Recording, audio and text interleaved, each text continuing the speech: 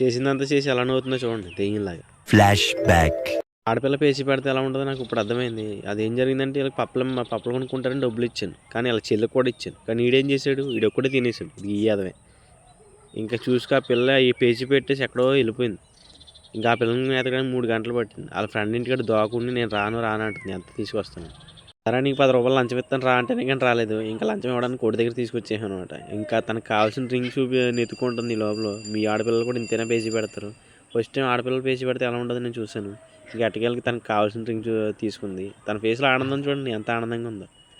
దీని ఫేస్ చూసి నాన్న సమాధానం పేరు పెట్టాడు. దీని ఆశలేమో కోయేసాలు ఆశలు.